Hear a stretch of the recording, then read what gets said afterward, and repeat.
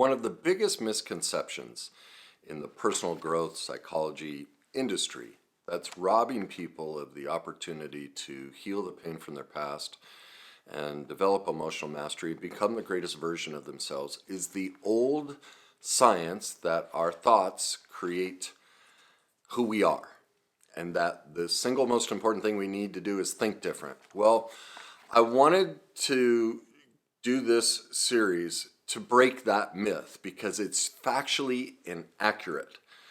And so any process that is purely thought-based is limited.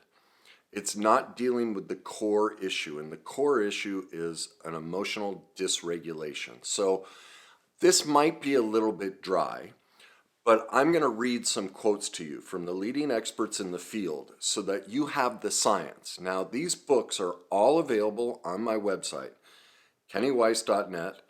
Go to the resources tab and then recommended reading list. I put all of those books there because to me, they're, gaining all of this knowledge is how we turn things around. And I know people, it's funny even when I read these things, people want to hold on that thoughts are everything. But that's factually inaccurate, and it's not the most accurate science. So this first quote that I'm going to read to you is from a book called The Master and His Emissary. It's by Ian McGilchrist. Now, what Ian McGilchrist has done is he has taken all of the relevant neuroscience studies done in the last 40 years, and he did what's called a meta-analysis, which is where you take all of that and you arrive at a conclusion based on every single study.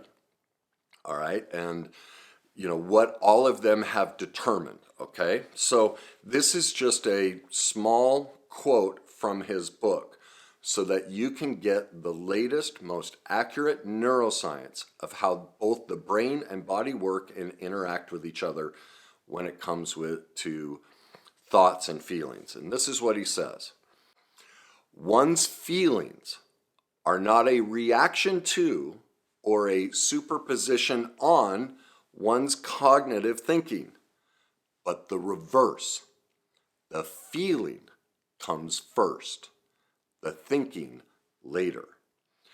Research confirms that judgment and decision-making are not dependent on the outcome of a cognitive thinking process. We do not make choices about whether we like something on the basis of an explicit assessment, a balance sheet, or weighing up its parts. We make an intuitive feeling assessment of the whole before any cognitive process even comes into play. Though, once that happens, our thoughts will no doubt later be used to explain and justify our choice. Emotion and the body are at the irreducible core of experience. They are not merely to help out with cognition. Feeling is not just an add-on, a flavored coating for our thoughts. Feeling is at the heart of our being, and all reason emanates from that central core of emotions. Emotions are there to limit and direct our thoughts rather than the other way about. Feeling came and comes first, and reason emerges from it.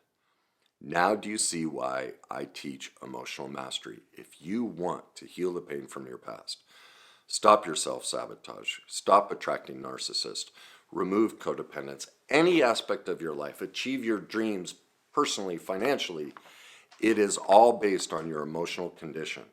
It drives everything, all right? Now this next quote comes from Lisa Feldman Barrett. She's in the top 1% of all scientists being cited for her work on emotions and how emotions work. You can find her book, same place, kennyweiss.net, resources, recommended reading. And the name of the book is How Emotions Are Made, all right? This is what she says. Emotional words are not about emotional facts in the world that they are stored like static files in the brain. They reflect the varied emotional meanings and construct from physical signals in the world using your emotional knowledge. You acquired that knowledge in part from those who cared for you, talked to you, and help you create your social world. Emotions are not reactions to the world. They are your constructions of the world.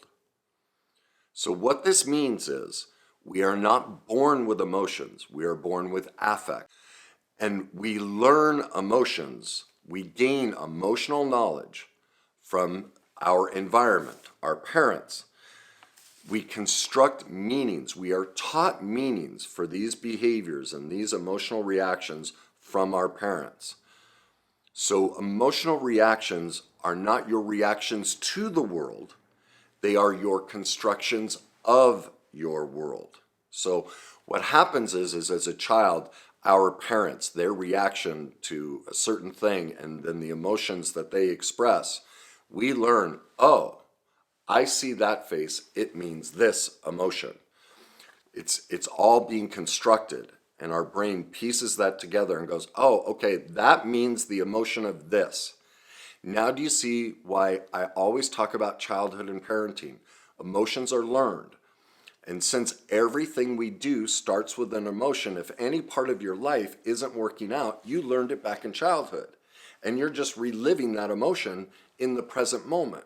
And so if we don't address what happened in childhood and the constructs and the definitions that we were taught by those who cared for us, by those who talked to us and helped us create our social world, we're not addressing the core issue.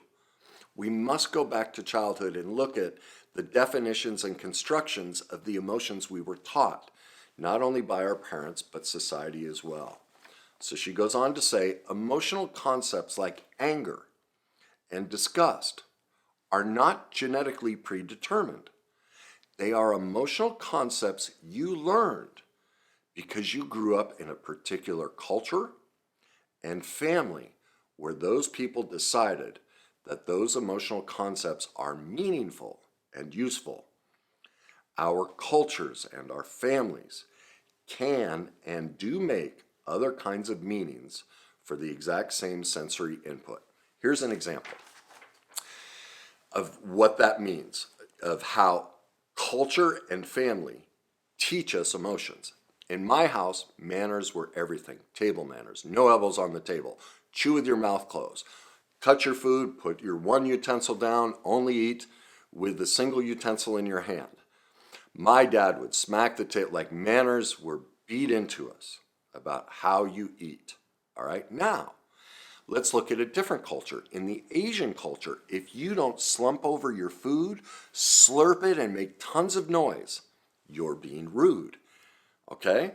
So there's a perfect example of how we construct emotion and meaning and create a definition based on the culture and the family environment we grow up in.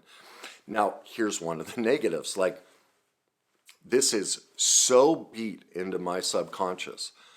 I'll never forget, there was a date, I was in my 20s, and she might be one of the most beautiful women I have ever seen in my life. And she ordered soup to start with.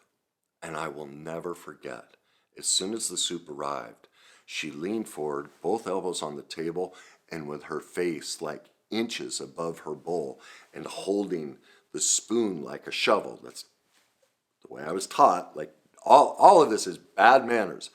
She put her, like, buried her face just above the bowl and just went like that loud. We're in a restaurant and she's going, and I remember literally going ice cold and going, like, screaming inside, no, please stop. Like, I can't date you now. See, the culture I grew up in, the family I grew up in, created an emotional construct that if you do that, those are terrible values and that is morally bad. Now, I'm not saying it's right. I could choose to reorient myself, and this is emotional mastery. I could reparent myself out of that. But I have found manners are, for me, I have made the choice to look at my parents' morals and values around manners, and to keep them. They work for me.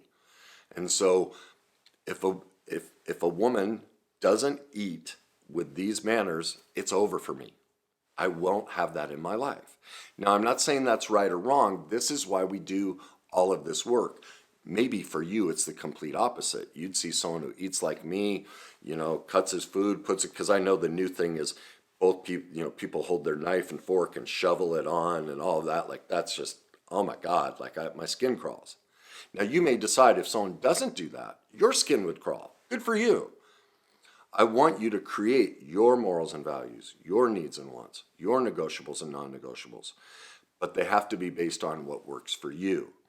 So the key here in this video is to recognize that our reaction, my belief about the way she eats, has everything to do with the emotional environment that my parents created around manners, not a thought process. It's not that I think this way.